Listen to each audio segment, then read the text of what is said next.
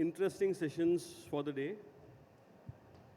I'm saying this because we have an August gathering here, a very diverse one. And the topic for our discussion is about future-proofing skilling, to build India of tomorrow. Honestly, a few years before, we would have not even thought about this as a topic to discuss and talk about, right? But given the kind of changes we're witnessing today, given the kind of disruptions that are being seen today, there is a kind of a merit in looking at what lies ahead. And listening to the earlier panel, I think it's important to deliberate in terms of what are we moving ahead. Are we really prepared to look at things, what are going to be coming up? A few years ago, we would have not even thought about something like a Gen AI is going to be really, come up like a storm, right? And likewise, we don't know in few years what's going to be coming up now. So from that standpoint, we have the diverse audience here. We have Mr. Uday Singh, Vice President and Head Gen AI NIIT Limited, one of the premier institutes which have not only sustained but grown over a period of last 4 decades, so to speak. And likewise, we have Dr. Rakesh Sharma, Pro-Chancellor at Graphic Era, deemed to be university, which is relatively a younger institute, so to speak. And we have Mr. Jatin Sharma, Senior VP at SHL, which are more into the talent management, talent hiring, talent onboarding, and development of the same as well. So I think it's a very relevant conversation that we can get kick-started. So with that as a backdrop, let me first ask you, Uday. You were part of NASSCOM Future Skill Task Force earlier, right? And you have witnessed a whole bunch of things coming up as disruptions. While COVID is past us, we now see Gen AI catching up big time. And so we don't know what is going to be coming up now. And with Government of India's path to becoming 5 trillion economy and the dream to be Viksit Bharat by 2047, how do you see this whole change impacting the skills and jobs and so to speak? Thanks and good afternoon. So interestingly enough, in the 10 years since the Future Skills Task Force was set up, there are many things that we were anticipating to have happened very quickly, which perhaps didn't progress as rapidly, and there are others that were unexpected. Case in point, AR, VR, where there was a big projection of jobs and skills in that area, 11 new job roles. I don't think that has panned out. On the other hand, nobody anticipated Gen AI. But I think if you go below that, in terms of some skills and abilities that everyone in the industry was looking for, I think that has remained relevant. So we talk about the ability of people to experiment, to learn, to collaborate, to take data-based decisions. Those have, I think, underlying themes still remain. And therefore, when we talk about future skills, I think for our country in particular, there are 2 or 3 things that stand out. One is this whole ability for us to go beyond process adherence to value creation, to customer experience. And it can be in diverse areas. I mean, in the recent budget, the government's thrust on hospitality and tourism clearly is visible. Yet we know from our own social media, not everyone has a great experience traveling to India. And those who come are obviously diehard, fans of the country. But as a nation, we need to give them a much better experience. So that's just an example of a skill that, as a nation, we need to move up several notches. Similarly, this whole area of digital literacy, which has become table stakes, with the government investing in digital public infrastructure, the ability of people and organizations to leverage that and take advantage of that to accelerate progress. And skills beyond digital, I would say. So there's a common sort of underlying theme that while obviously education both at the school level and the university level is important, I think the equivalence of vocational skills and skills that make people employable day one are going to be crucial, and I think that's a thrust area. Thank you so much for that, Uday. Really makes a lot of sense. And like you rightly said, there was a time when AR, VR used to be thought as something which will be transformational. And today it's nowhere. So likewise, few years down the line, why does Gen AI stand and what's going to be coming up then? So if I shift to you, Dr. Rakesh, now you come from an institute which is kind of new kid on the block, if I can say so. How do you see this kind of an evolution, putting up some kind of a challenge in the way you operate? Because you're looking at a legacy to be built, you have a creation to be done. So what are some of the challenges that you come across, as part of this dynamic changes that are taking place?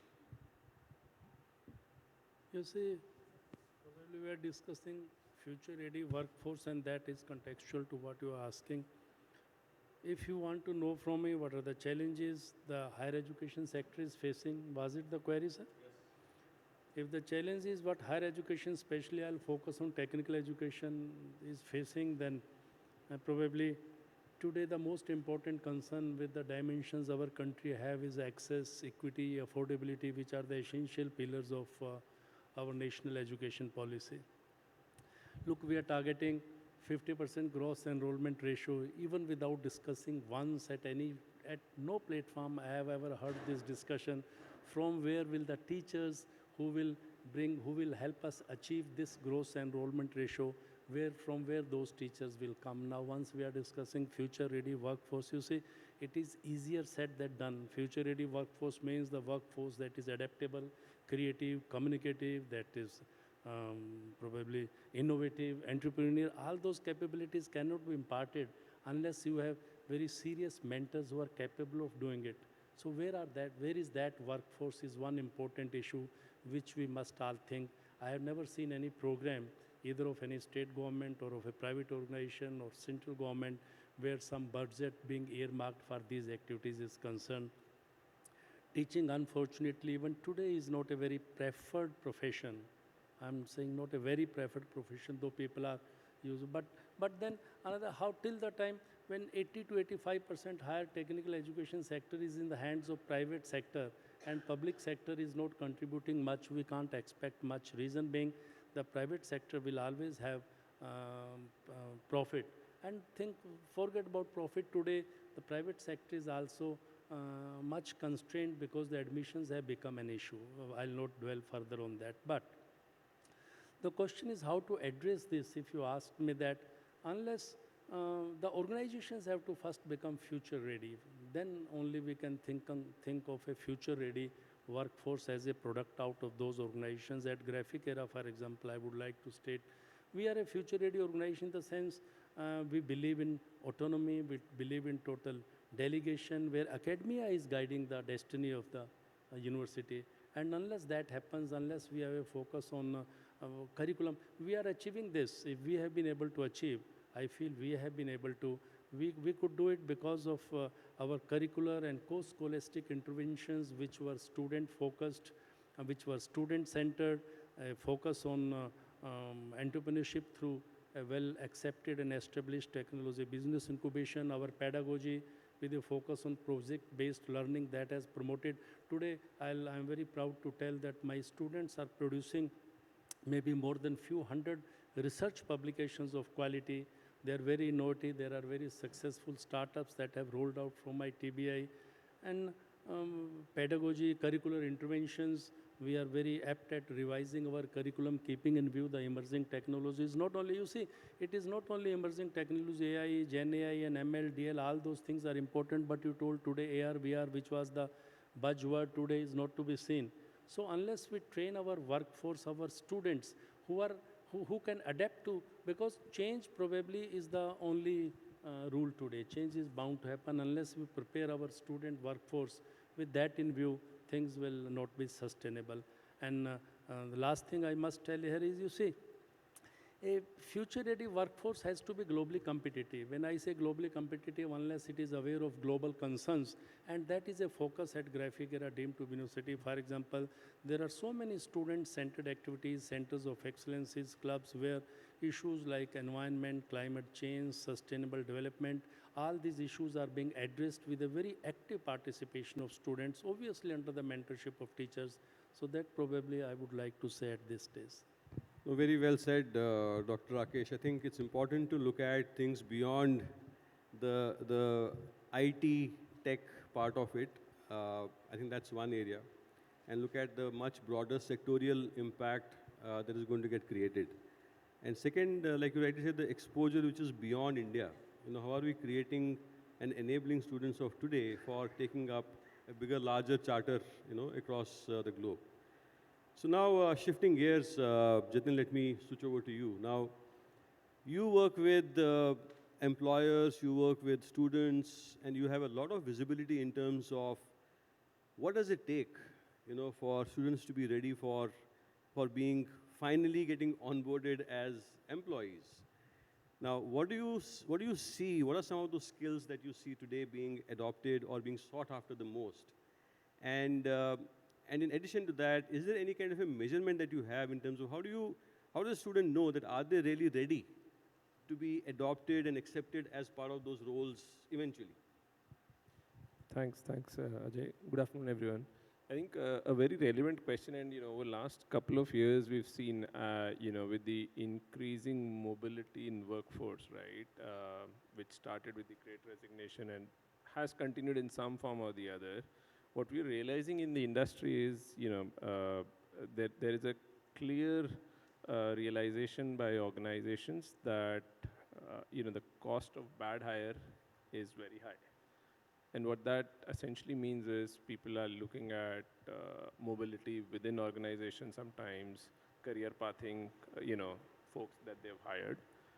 What that further leads to is, as I hire a candidate, I am not just looking at their hard skills specific to the job, but more, softer skills, behavioral skills, which will be cutting across roles, right? As some of my fellow panelists touched upon, communication, efficiency, leadership skills, entrepreneurship, creativity. I think these are the kind of skills now becoming really important.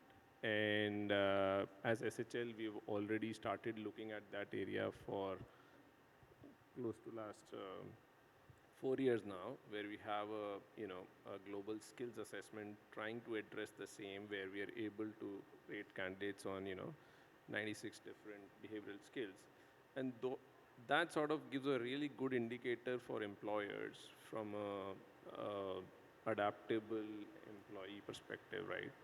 I think that's the kind of shift we are seeing in the industry globally. Yeah. Okay. So somewhere, I think life earlier days was quite simple. The career paths were set, and so was the curriculum as well. But now, with those kind of disruptions, the kind of,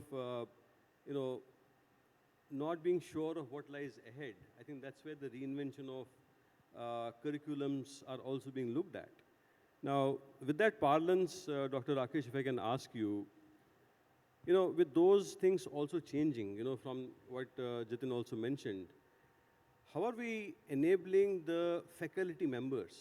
Because, with so much of media attention today already, I think there could be times when students will be a lot more aware, compared to faculty at times. So how do you deal with that situation where the faculty has to unlearn and then relearn the new ways of not teaching? They are good at teaching, but the content itself. Very important, rather. This is what I was expressing my concern about availability of faculty. You have escalated it further by adding the element of quality to it. My concern is availability, but it is very important. See, our strategy is very clear, and it is a strategy. I am using this word, strategy, because it is a strategy which we have an effective presence of our alumni, industry. We value feedback of our parents, our employers. So we have effective presence of all these stakeholders. We take their regular feedback, we analyze it, and we also have their physical presence in our board of studies, and all these inputs are deliberated at length and incorporated in the curriculum. So what it ensures is that the relevant, industry relevant, contemporary skill set requirement or topics, they are always a part of our curriculum. And our board of studies meet as frequently as these are required, and instances are there even when the academic session is in progress and we find something important, we will not hesitate incorporating it. That in fact is the advantage autonomy being a university accrues to us. Having done so now, how to ensure that our faculty stays updated on these curriculums is very interesting. Number one, we have a human resource development center. Not many private universities have established such a human resource development center where faculty is updated and upgraded on these skills through induction programs, through content updation programs. We have industry partnerships, for example, ICT, they come and they actually impart training to our teachers who become master trainers and further pass on these contents to the faculty. Another thing had been last 5 years, we might have hired today more than 40, if I'm to be on the safer side, I'm saying more than 40% of my faculty has international background, either having done their PhD from good foreign universities or some postdoctoral experience. Their faculty, they are proving to be very effective resource persons, and there are regular in-house trainings where these faculty members, they handhold our existing faculty members. That is another thing. The the faculty is free. Very liberal conference grants whenever we feel that a faculty need be sent to some conference where it will help him acquiring some latest skills, we will not hesitate, very liberal grants. We have established many centers of excellencies. For example, our Tata Technology Center of Excellence is providing the latest technologies, and we have in fact started minor specializations also in our UG and PG in our UG programs based on Tata Technologies. PricewaterhouseCoopers, Wipro, and many other industries, they are conducting regular training programs through online as also physical mode to update our faculty on the emerging technologies. So probably I can say with certain degree of confidence that graphic era is very concerned about, and not only concerned about, but is ensuring through strategic means that faculty stays updated on the emerging technologies. Thank you so much for that, and I think that builds an enormous amount of confidence that the teachers will always stay a few steps ahead, when it comes to the acumen that the students today come, with the existing knowledge that they bring on the table. With now moving to you, Uday, I think as a nation, we have done quite a lot in terms of building our platforms to skill, various students across the country.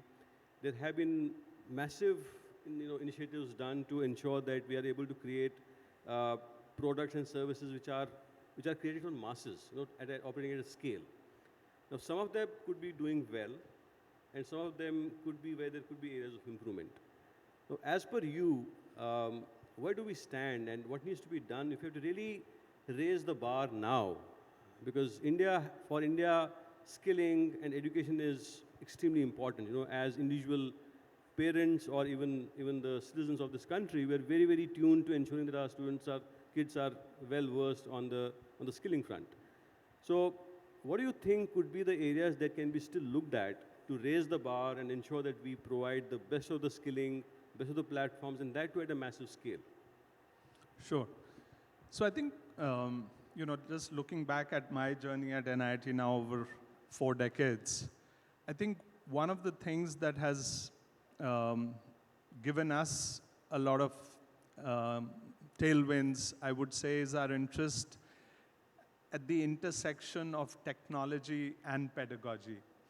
In the early 90s, I was fortunate to be part of the team that set up the first online portal, netvarsity.com, which was perhaps ahead of its time, but a proof of concept that we did just after the internet came into the country. And we partnered with BSNL to actually host it and deploy it. Fast forward a decade from there, we use satellite, technology to actually bring courses from IIM Ahmedabad, IIM Calcutta and Indore outside of their campus for the first time when we launched NIT Imperia. And there, it was a simple thing of if a professor could teach 30 people on campus, can they teach 300, across the country? So it was an order of magnitude jump. And we saw technology as an enabler and as a force multiplier.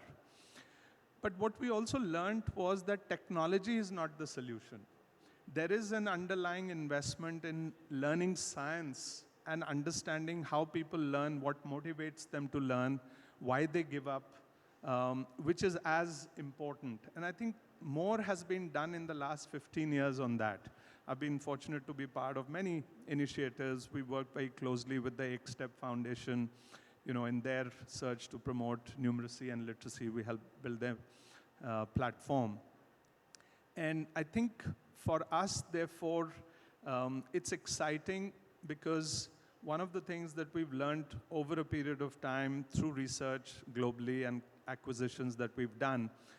So one very important aspect of our curriculum design is a framework that we call critical mistakes analysis. And the underlying thought being that people actually learn best when they make a mistake. Just after they've made a mistake, they're actually most receptive to learn something new. But in school, we are taught making mistakes is a bad thing. So actually, that comes in the way of learning. So from a pedagogical perspective, one of the things that we're working on is can we create technology-based environments in which people can safely make mistakes? In any kind of skill. They could be repairing a turbine, they could be, learning how to operate an offshore drilling platform, or maybe, how to counter a cybersecurity attack. So how do you simulate these environments in a safe way, allow people to learn from mistakes at the time of learning rather than on the job? So that's one example. Then there's this whole thing of deliberate practice. We've all heard, growing up that practice makes one perfect. But a professor, Anders Ericsson, came up with, his research which said that it's not just any practice, it's deliberate practice, which is that an expert actually sees you at work, figures out what mistakes you're making, and then asks you specifically to practice things that you're making, that you haven't got right, where your technique is wrong, or understanding of the concepts is not complete. Now, this is very expensive. We know that, top sports teams have people who are doing videography, and then the coaches analyze your performance and give you feedback. So there's a whole paraphernalia around that to make deliberate practice possible. How can we bring deliberate practice into the everyday classroom where a teacher is struggling to deal with 40 students at a time? This is where technology can play a role. So I'm very excited about generative AI, particularly in some of these scenarios, to create real-life simulations where a learner can get unlimited time with a personalized mentor who's adapting to their way of learning, giving them feedback, coaxing them, cajoling them, so everyone can have a personal teacher available through technology. It's still early days. I think everyone's infatuated by the technology, but it's the learning scientists, and people who are equally importantly collaborating. One of my close friends, Punya Mishra, in fact, coincidentally, he's a director at the Learning Engineering Institute at the Arizona State University. And for the last 25 years, he's literally been focusing on these aspects. There have been waves of technology that have come, but I think each one is more promising because it gives us more weapons, I would say, to tackle fundamental issues of learning and what we can do to help people, learn better, faster, cheaper. That's a great point, Uday. In fact, I so agree with you. Technology is not really the end. It's the means to enable, the multiple ways of bringing that, skills on the board. And the other important part that you brought about is that I think today, somewhere down the line, we need to really ask ourselves that are we creating students who have that capacity to have critical thinking as part of their build-up, right? Irrespective of, agnostic of any course or stream or whatsoever, right? That is one. Second is that with the kind of dynamic scenarios around, how well they are prepared to embrace this change. Absolutely. In fact, this comes up repeatedly, and I think the latest World Economic Forum Future of Jobs points out that analytical thinking is the most sought after skill by employers globally. Correct. And the other point being that I don't think we can wait for the environment to become stable. Correct. Instead, people are saying that we just have to have people who have the ability to deal with uncertainty and ambiguity, because that's going to be, the norm. Yeah, as they say, the emotional intelligence to deal with such scenarios and emerge stronger and take those challenges as part of the strides. And I think somewhere the risk factors are not very high compared to what it used to be earlier. And they can innovate and experiment multiple different ways. True. True. Before they end up somewhere. Yeah. Just to add to that, there is foundational knowledge and to know things. Correct. But then there's putting that knowledge into action, the meta-knowledge. And therefore, things like communication, collaboration, teamwork, critical thinking, innovation, creativity, these are the skills. And it's very interesting that the first thing that GenAI has done is it's brought the foundational knowledge and made it available to everyone who has the ability to access it. What we're beginning to see now is the ability for GenAI to, create agency, the ability to do things. Right. But I think what will continue to be very distinctive for humans is values and judgment and discretion. And I think that's why the human in the loop will continue to be very important. But as educationists, I think we really need to harness the power of GenAI in a positive way. No, absolutely. And I think somewhere the purpose has to be much bigger than the challenge. It somewhere will make the students really surpass the kind of changes. And for India, it's a very unique opportunity because we have both the technology capability and we also have a huge demand. Right. So I think if anyone should take the lead in solving this problem, it's the people who are attending this conference and all of us. Now, switching gears again to you, Jatin. I think you face one of the toughest challenge in terms of this subjective term of how well equipped I am to deal with future skilling requirements, right? There has to be some method to madness.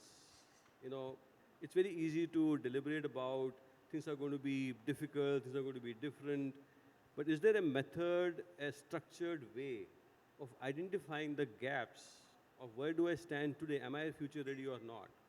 Right? Are there any tools or mechanisms that you use to really measure the preparedness or the readiness of the students to begin with?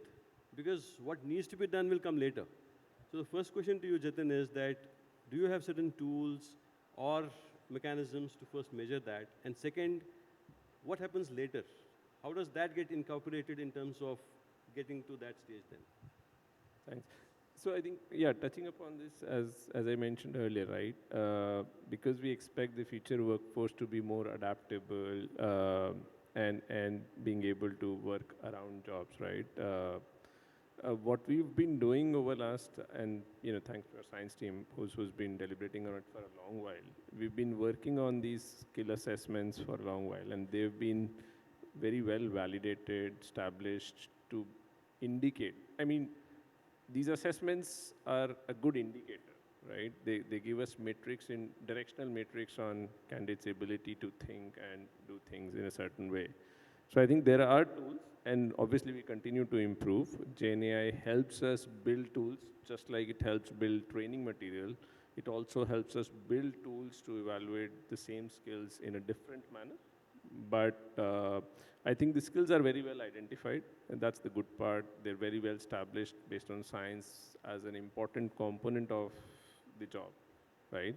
So, so AI in that sense becomes more like an enabler again for us to deliver those assessments or measuring those skills. So I think we do have tools and we continue to improve on them in the form they are delivered to people, whether it's spoken, and now we are now moving to video-based evaluations as well. And that's more technology advancements, but the science behind it remains and is very well established. Yeah. All right, so I think, ladies and gentlemen, we could go on and on. This is such an interesting topic, and I'm sure with some of us as parents, it comes very handy to really look at what lies ahead. And with such a diverse inputs that we have received from an 4-decade-old organization, institution, to the latest entrant in that space, which is aspiring to be in the top 100 in the near future, to the ones who actually do the assessment of what really it takes to hire the right people for the right roles. I think it is an era that I must say is very interesting. So the only thing I would want to leave you all with is that the future seems to be definitely bright. And not because of anything else, but surely because as a country, there are a whole bunch of initiatives that are being run today. And we're witnessing some of that as we speak. And I'm sure this country has produced a lot many entrepreneurs today, which were not there a few years back. Those people are solving some of the challenges in the space, including farming, including education, including healthcare, and creating sandbox for the world. I think, as they say, some of these challenges actually become a source of opportunity for people to really come back stronger and make sense out of these disruptions. Disruption will continue to happen. That is beyond our control. But how do we make that to operate in our favor is something I'm sure with the capabilities that are getting enabled from the diverse industries in the country. I think we have a very, very bright future. So with that, ladies and gentlemen, please give it a round of applause for the three gentlemen here. Thank you so much.